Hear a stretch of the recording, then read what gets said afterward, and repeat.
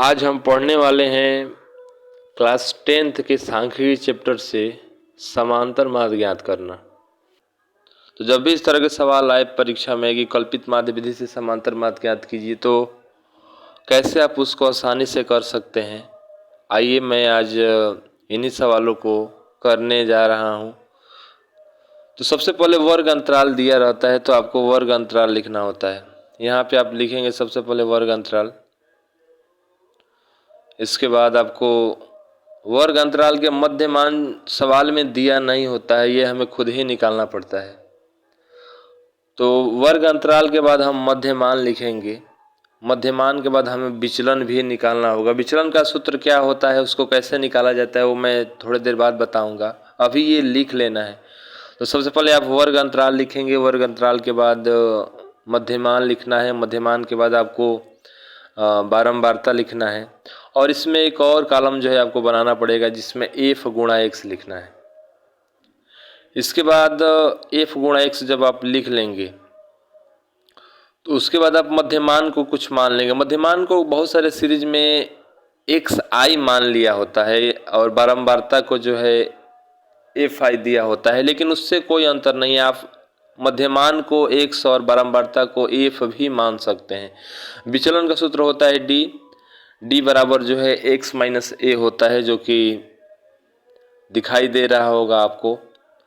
तो d बराबर सूत्र होता है x माइनस a, जिसका प्रयोग करके हमें वहाँ पे विचलन निकालना है। वो कैसे निकाला जाता है वो हम आगे सवाल में बताएंगे। सबसे पहले ऊपर अंतराल 5 दिया है, तो 5 हम रेखा यहाँ से खींच रहे हैं, ताकि एक डबे जैसा संरचना हो जाए और गुणा करने में आसान हो जाए। क्योंकि संख्याएं जब सामने सामने होती है तो गलती होने का चांस बहुत कम होता है। तो वर्ग अंतराल में आपका सबसे पहला जो है दिया है 0 से 20, तो हम यहाँ पे लिख लेंगे। यहाँ पे हमारा दिया है 0 से 20। इसके बाद आगे दिया है हमारा 20 से 40, उसको भी हम लिखेंगे। इसके बाद लिखा है 40 से 60। इसके बाद लिखा है हमारा 60 से 80, और 80 से जो है यहाँ पे लिखा है 100। 5 ही दिया था, 5 हम लोग लिख लिए हैं। अब बात आती है मध्यमान निकालने की। मध्यमान कैसे निकाला जाता है, बहुत ही आसान है। देखिए यहाँ पे 0 और 20 जोड़ेंगे, अब 20 का आधा कर देना है, तो 20 का आधा हो गया 10। इसी प्रकार 40 और 20 जोड़ेंगे तो ये हो गया हमारा 60, और 60 का आधा करेंगे तो हमारे यहाँ पे आ जाएगा 30।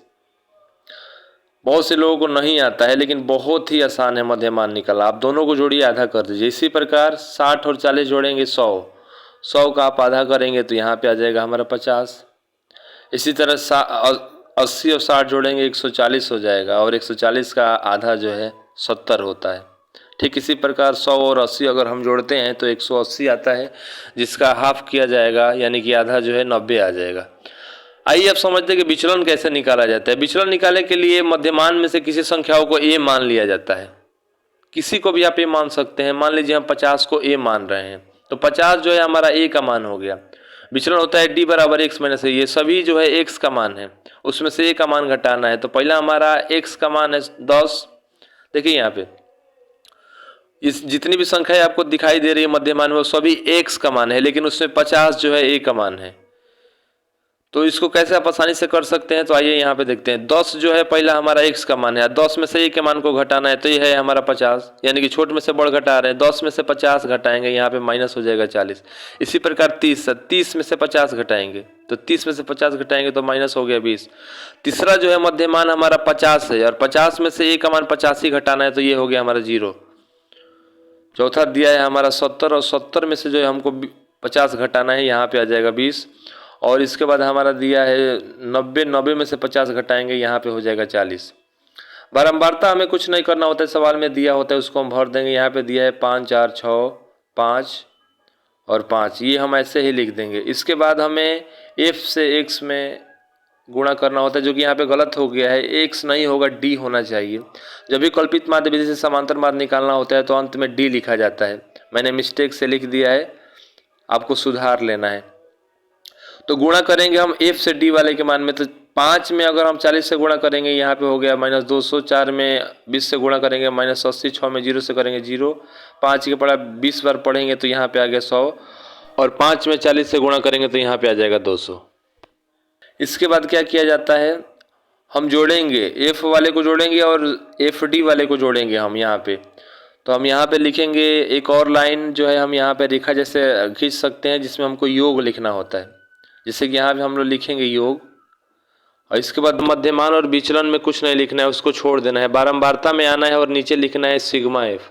सिग्मा एफ में जितनी संख्याएं है सबको जोड़ देना है, सबको जोड़ने पर आपका आ रहा है यहाँ पे 25। इसी तरह हम लास्ट वाले को लिखेंगे सिग्मा एफ डी। इसमें पहले धन वाली संख्याओं को जोड़ना है, तो 200 में 100 जोड़ेंगे तो यहाँ पे ये धन में 300 हो जाएगा, और -80 और 200 जोड़ेंगे तो -280 हो जाएगा, घटाएंगे तो 20 आएगा। यानी कि सिग्मा एफ डी का मान पॉजिटिव में से जब निगेटिव पूरा घटा देंगे तो 20 आएगा। जब यहाँ तक हो जाएगा तो उसके बाद हम लिखेंगे समांतर माध्य। क्योंकि कल्पित माध्य विधि से हमें निकालना है, इसलिए इसका सूत्र जो है साधारण समांतर माध्य से अलग होता है। तो यहाँ पे हम लिखेंगे समांतर माध्य बराबर, तो इसका सूत्र होता है ए धन सिग्मा एफ डी बट्टे में सिग्मा एफ होता है। तो यहाँ पे अब हमें ए का मान जो है रखना है। सबसे पहले ए का मान हमारे सवाल में दिया है, ए का मान हम 50 माने हैं, यहाँ पे लिखेंगे 50, और सिग्मा एफ डी का मान 20 आया था तो यहाँ पे लिखेंगे 20, और सिग्मा एफ का मान 25 आया है। 25 से 20 में भाग दे देंगे, तो पहला तो हम ऐसे उतारेंगे 50 प्लस 25 से 20 में भाग देंगे तो 0.8 आएगा। अब हमें जोड़ देना है, तो 0 में 50 जोड़ेंगे 50 हो जाएगा, और दशमलव लगाकर जो 8 है उसको वैसे ही लिख देंगे। ये जो है हमारा सवाल कंप्लीट हो चुका है, इस सवाल का उत्तर यही आएगा।